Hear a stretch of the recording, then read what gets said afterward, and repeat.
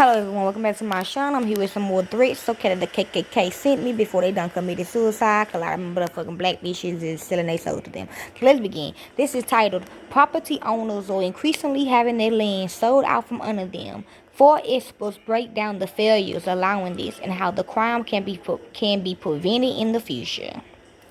Data from the FBI indicates that real estate scams increased 64% from 2020 to 2021. Identity verification is a weak point in real estate transactions that can open the doors to fraud. The safeguards aren't necessarily the problem, experts said. It's people not stressing the details in documents. In May, Dr. Daniel Kingsabove returned to his property in Fairfield, Connecticut to discover an unconstructed 1.5 million, 4,000 square foot house. The issue, as far as he knew, he still owned the land. Kingsabove and the LSC building the house on the formerly vacant property said they are both victims of title fraud. Add to the list William Gordon, who said the Tucson, Arizona land he planned to build his retirement home on was sold without his knowledge. In both instances, the red flags were there but went unnoticed. Oh, trust me, he moving out in October. Okay, he done already paid my rent, so he have to stay. That's by law. He gotta stay. I'm not finna pay him no damn. I'm not finna pay him $450. So with that being said, he gonna leave in May. Okay, thank you. There you go. Kingsabove's family first name was misspelled on a deed transfer ownership to him decades ago, which should have been flagged during the buying process and could have threatened the following sale in 2022.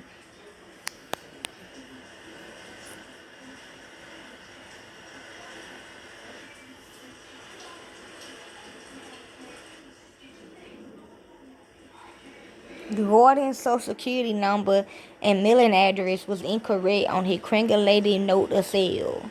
Fraudulent sales like these on the rise, according to a report from the Federal Bureau of Investigations, Boston Division, 11,578 people nationwide reported losses of 302,166 due to real estate related scams, including title fraud in 2021 up to 64% from 2020. Home title theft or seller impersonator fraud, a crime where someone steals a homeowner identity to sell or take ownership of a property. Okay, yeah, like I did Taylor Ann. See, she really wanted this house, but I kind of took it. I didn't know the bitch wanted the house. I just had the money on deck. Anyways, leaves property owners grasping for air and without many options for quick resolution. Kingsabove filed a lawsuit against me. Taylor Ann filed a lawsuit against me because I stole this house. Against the LLC that pushes his land, seeking up to $2 million, only to learn they too are claiming fraud. Gordon has they don't want you in their group. Gordon has splashed out thousands just to recoup his property from a fraudulent seller who had yet to be identified. Victims of title fraud like Kingsabove and Gordon point to the various systems like title companies or notaries. They have failed them, when in reality the problem is border human error. Honing in on the problem with land transaction, some real estate brokers like Eric Gibbs, the designated broker for Realty One Group in Terry in Arizona, who had encountered a number of fraudulent attempts, said that the fraudulent sales are happening with more frequency than before. These people that are doing the fraud had gotten very, very good, Gibbs told Insider in August. They are doing a lot of things that make it very hard for a realtor to go in and ensure that the seller is the seller. Fraudsters today have the ability to fake driver license, change records and databases. See, yes, I mean, I don't got no fake ID though, but my ID do say August. I was born in 96. Okay, that's what they trying to say, because remember that bitch that cut off my food stamps. Because she worked at Easy Mart, and I forgot to get my fucking receipt, and she found out my number on the receipt and called up. Oh my God. Change records and databases, and which is that good Ileana Barreros is doing. She done sent something to the Social Security office trying to get me cut off. Now I'm scared. You know what? You can have it, girl. You and all the bitches. You and every other bitch, y'all can have this dude. I don't give a fuck. I don't care he choking me. I don't give a fuck. Okay, it's done. You know, I'm done with all of y'all. Okay?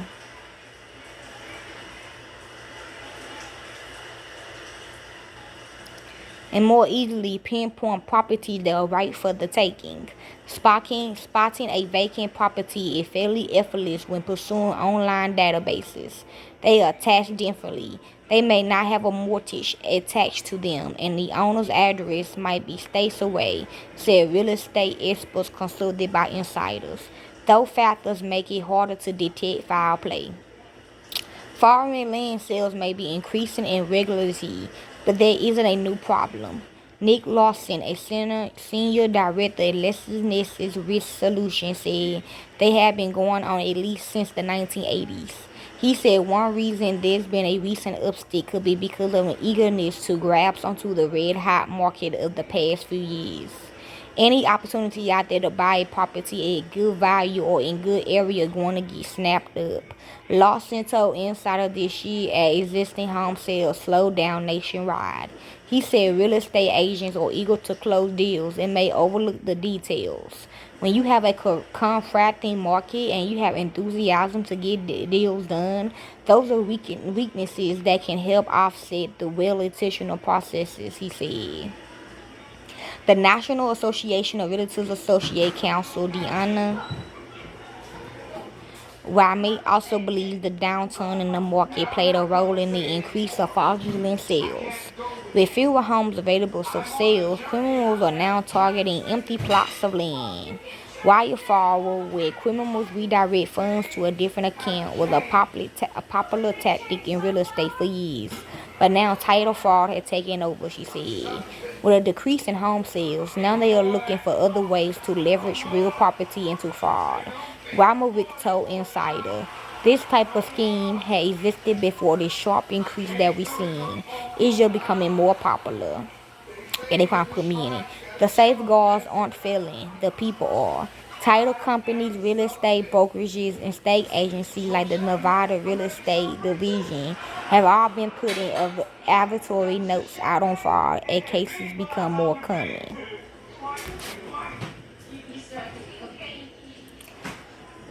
They demonstrate how criminals are doing it, forging signatures, recording fraudulent documents, and selling homes, but don't always detail how they are getting away with it. Damn.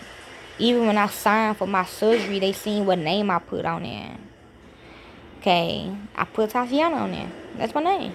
I don't know if you can fully put any safeguards in David Zari, Vice President of Business Development of Proper Title, LLC, a Chicago-based title company, told Insider. I think the biggest safeguards is education and getting out there, because I don't think any one person, any one title company, or anyone throughout the transaction is at fault. Zoroski, Lawson, and Ramu agreed that there are safeguards already in place that in the theory should stop this from happening. However, they said the problem arises when people aren't as careful as they should be.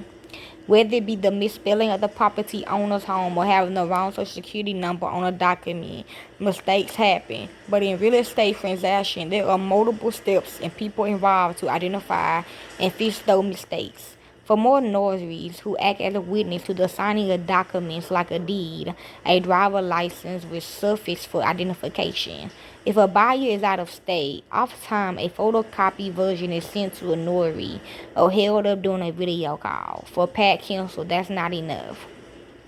Kinsel is the founder and CEO of Notarize, a remote electronic notary service which allows documents like these to be notarized online. He believes that technology can step in where humans are falling short. We think we can uplead one remote online notarization and do a higher level online notarization, Kansas told Insider. We think we can add that same higher level security to e-signature and then ultimately to transactions that don't even require documents. Migrating to new systems like Notarize or simply tightening up and educating those in the industry on how to identify red flags could deaden the effectiveness of title fraud. But criminals always adapt, and property owners will have to keep an eye out for the next scam. Farty like water, Lawson said. It's going to find the weaknesses and the holes, and it's going to go through there. Okay, that's the thread. Hope y'all enjoy. Peace.